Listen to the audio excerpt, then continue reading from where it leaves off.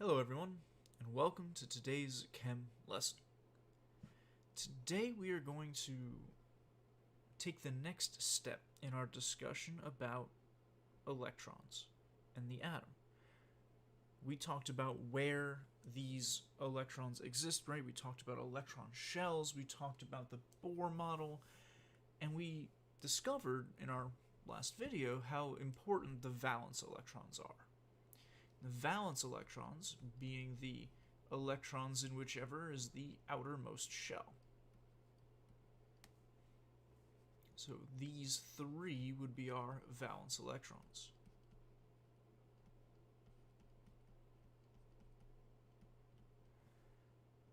Now when we want to look at an element, we want to look at an atom and see its number of valence electrons, we don't want to have to draw this shell model every time. We want something that's a little bit easier to draw, a little bit simpler, something you can look at and quickly get the information you need. We don't need to know about these inner electrons. They're not important. Everything about the nucleus, number of protons, number of neutrons, can be obtained from the symbol of the element itself. And so really the only important piece is the number of valence electrons itself. And so there's something called a Lewis structure, which takes the symbol of your element and surrounds it with small dots to represent the valence electrons that this element has. And this symbology, this Lewis structure, or Lewis dot diagram as it is sometimes called, is really important because it allows us at a glance to see everything we need to see.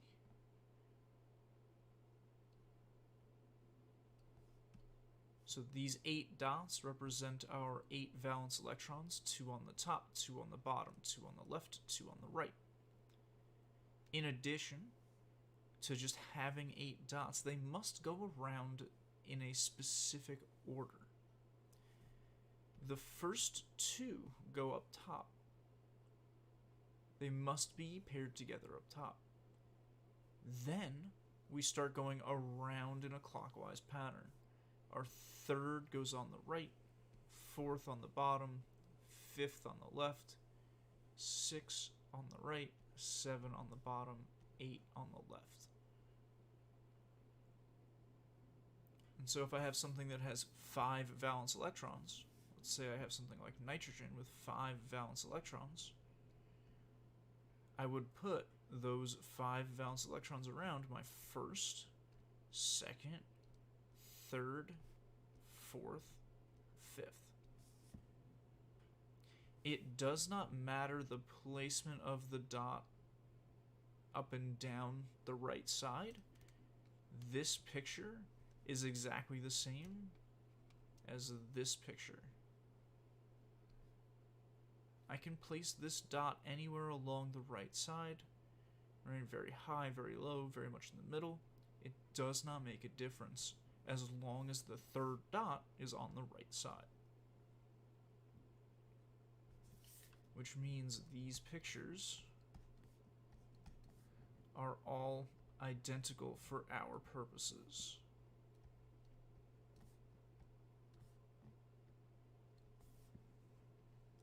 These are all exactly the same, equally valid Lewis dot structures for something with 3 valence electrons.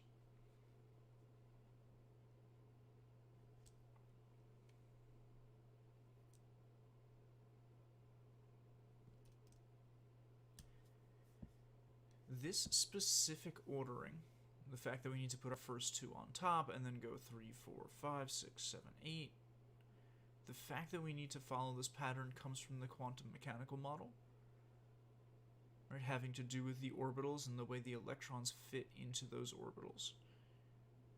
But for us, all we really need to know is the order that we need to put these dots around. We will see as we go forward that it is okay to rotate and have the whole thing turn. Right, we're allowed to put our first 2 dots here, and then go 3, 4, 5, 6, 7, 8. We're allowed to put our first dots on the bottom and rotate around. 1, 2, 3, 4, 5, 6, 7, 8. You're allowed to basically start on whichever side you want, but you must keep this pattern where the first two are together, and you go clockwise around 3, 4, 5, 6, 7, 8. We're going to play with that more later in the unit, but for now we're going to keep everything consistent with our first 2 dots up top. Right. What decides how many dots you put around? These dots represent the valence electrons. So for nitrogen, you check the periodic table and it says it has an electron configuration of 2, 5. Valence electron number, right, the outermost number of valence electrons, is going to tell me how many dots I should put. Right, these dots represent the valence electrons.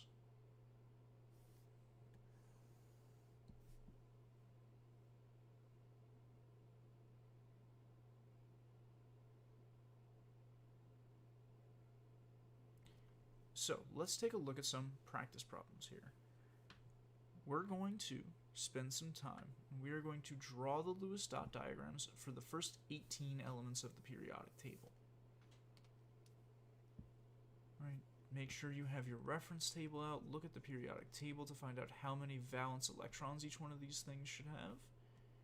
But I will put our Lewis dot diagram model up here.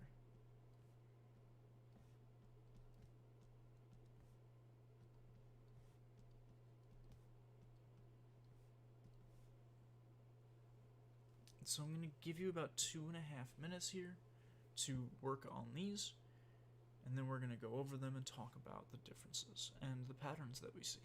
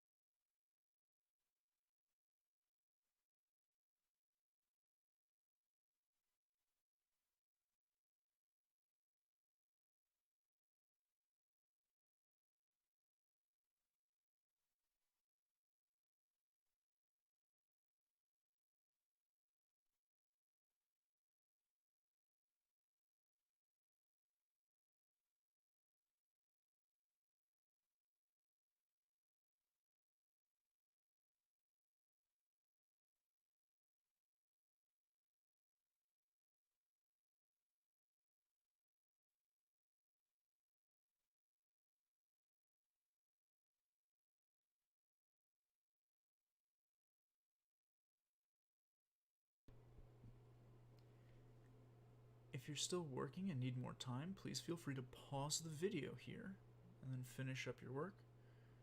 But here, when we look at these 18 elements, when we look at their Lewis dot diagrams, this is what we should see. And we should notice a couple of patterns that show up. Really, 3 big patterns. The first and most obvious of the patterns is that as we look up and down a column, the number of valence electrons stays the same. For each of these circles, right, each of these red circles, except this one, which we'll talk about in a second, we have one valence electron, 2, 3, 4, 5, 6, 7, 8. Right, we notice that they have the same number of valence electrons as you look up and down. We'll come back here in a second. The second pattern is when we look left to right. And when we look left to right, we see that the number of valence electrons increases by 1. We go 1, 2, 3, 4, 5, 6, 7, 8. And we get the same thing here in the third row. 1, 2, 3, 4, 5, 6, 7, 8. As we move from left to right, we increase the number of valence electrons until we get to our full shell, and then we stop and we start again.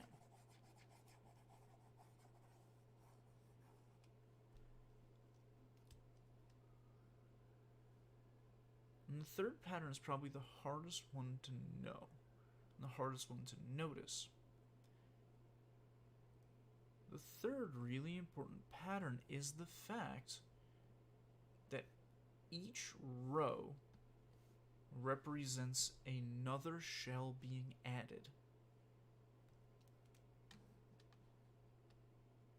And we're going to talk about that more in depth when we look at helium here. What's helium doing over here? Helium's got 2 valence electrons, but yet it's on top of the ones that have 8. There's a spot for things with 2 valence electrons, and it's right here. Why doesn't helium hang out over here?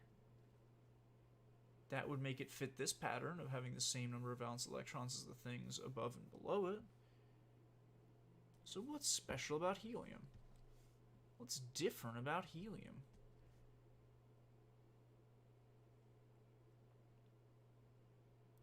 Why would helium with 2 valence electrons be over here with the things that have 8? What is different about helium? What makes it fit here and not here?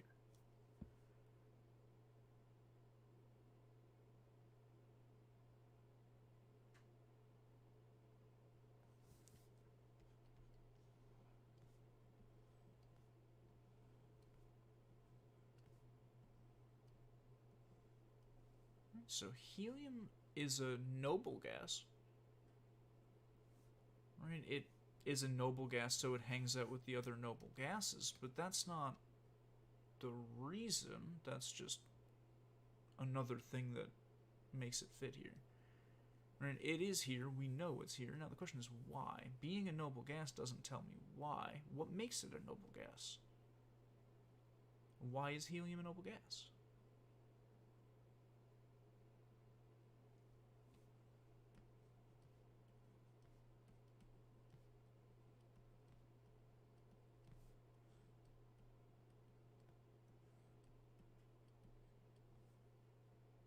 How many shells does helium have?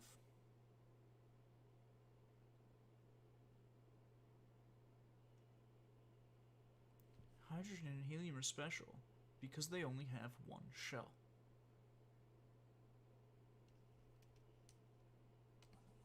And so when we look at helium and its 2 valence electrons, it could fit here, but yet it goes here. Helium only has the one shell. It only has the first shell, which can only hold 2 electrons. So helium has a full valence shell. It has 2 of 2 valence electrons.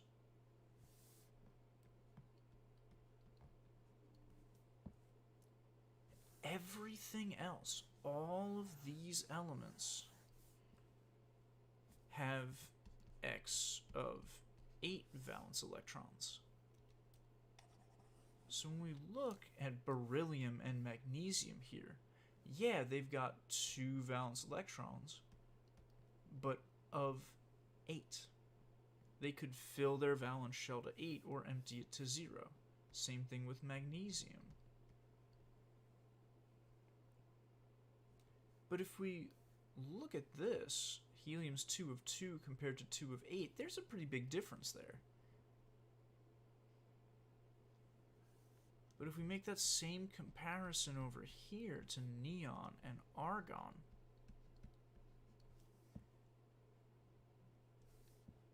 this is full, this is full, this is full. And so it's helium's first shell that makes it not fit over here on the left, and instead makes it fit over here on the right, on top of the other noble gases. Noble gases are noble gases because they have their filled shells. This is what makes helium a noble gas. This is what makes neon a noble gas. This is what makes argon a noble gas. It's these filled valence electrons, right? These filled valence shells.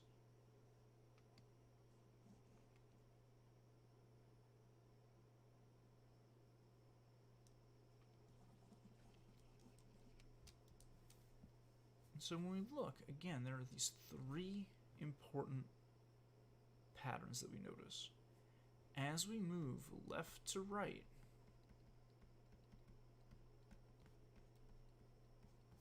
the number of valence electrons increases.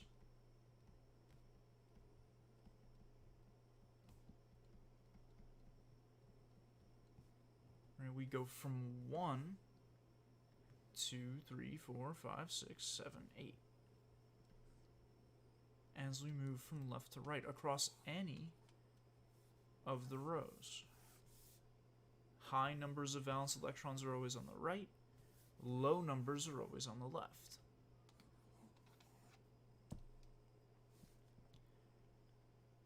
The second one is as you look in a column,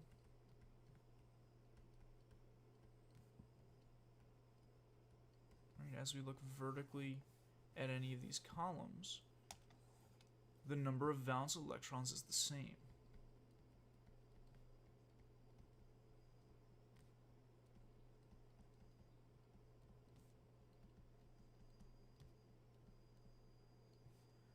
Fluorine has 7 valence electrons. Chlorine has 7 valence electrons. If you look lower at iodine and bromine, those all have 7 valence electrons. Same thing, everything in the same column as oxygen has 6 valence electrons.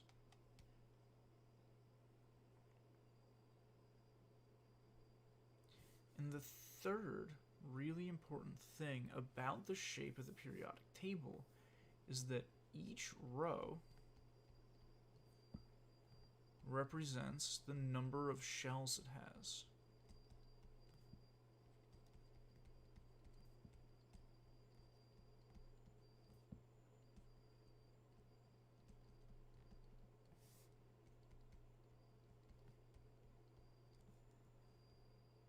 So if we look at the second row, all of these things have 2 shells. If we look at the third row, all of these things have 3 shells. The fourth row, the 5th row, the 6th row, the 7th row, all the same. Right? In the 5th row, every element in that row has 5 shells.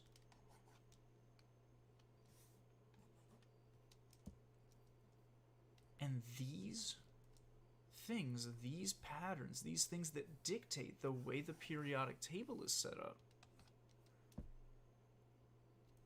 allow us to actually look at trends. They allow us to look at the properties of elements in the grand sense. We can say, oh, because lithium is over here in the upper left, it has these properties. Because neon and fluorine are over here in the upper right, they have specific properties.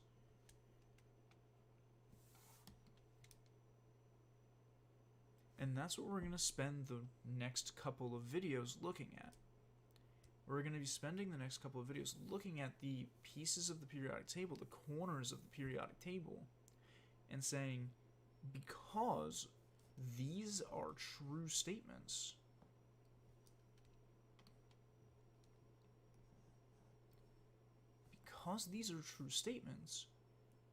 we know that ionization energy is going to do this thing as we move across the periodic table, or electronegativity is going to do this thing as we move across the periodic table.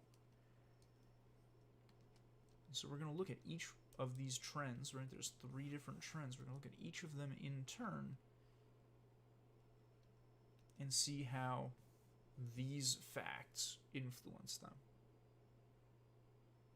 But for now, I'm going to transition us over to our Zoom meeting for questions, comments, concerns, and attendance, and I will see you there.